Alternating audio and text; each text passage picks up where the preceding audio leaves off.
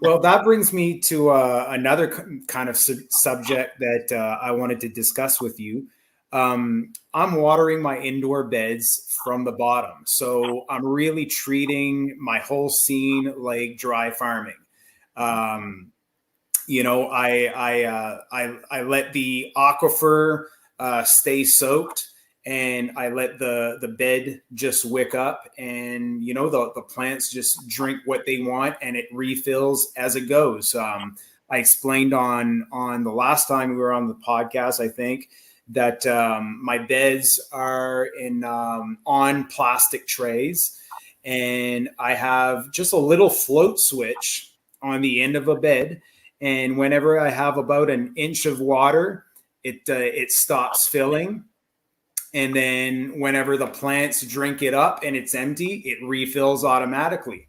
So I was wondering, I'm using RO water and I'm remineralizing it. That's a whole other story. But anyways, what I'm getting at is I'm really concerned about having a proper water pH, and you're talking about water remineralizing going through the sand.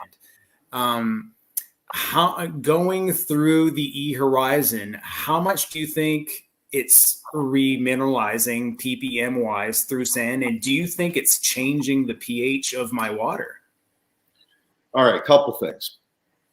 The way they got the minerals released in the aquaculture scenario was by pumping water through it at high volume. So they're forcing the sand to brush against each other. They're tumbling the sand, kind of like when you throw a rock in a tumbler and you come out with a smooth rock. So I always tell people, don't use fine sand, don't use smooth rocks, because they're a lot more difficult for the bacteria to break the minerals, and the same with the fungi to break the minerals out of them, because they've been created a hard shell around the outside of it. So that answers your mineralization. So will mineralization happen in sand without water being pushed through it? Absolutely, but at geological scale. Now it takes a lot longer for that mineral to be broken out of that. I'm just doing it passively, so there's not much remineralizing going on. Well, there is still mineralizing happening there has to through biology. Oh, definitely, just not, but not enough to affect my water that much.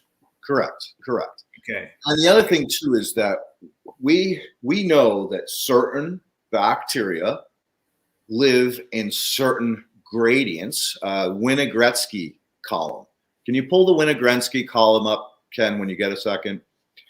So those organisms live in these different environments, from very, very low pH to very, very high pH.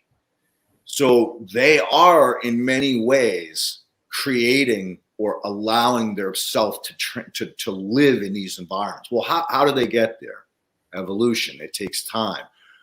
That being said, a bacteria that comes from a very alkaline environment can transition into a slowly but surely transition into a acid or more acid living soil over time. And as they do that, they affect the pH, because they themselves are pH'd at a different level. So what this column shows you is the different layers of organisms and how they survive. So this is very similar to, like, that's not the best picture, Ken. There's ones that are there are a lot more layers. So at the bottom of it, it's like EM, right? At the bottom of that Winogretsky column is purple sulfur bacteria. I think it's the correct term. And at the top is a completely different organism. So how do they all live in conjunction? How are they moving through the column? Nah, there's one. Yeah, there it is in the middle. See the middle one with a Coke bottle next to it? No, up.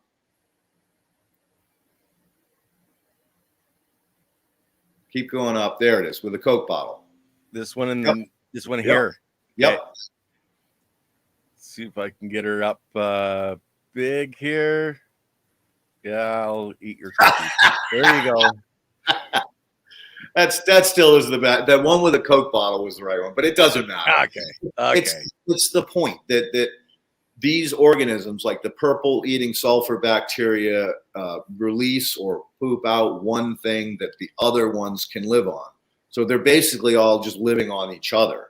That's how EM1 works, is that understanding that you put these three bacteria together and each one eats what the other one releases in sequence. And that's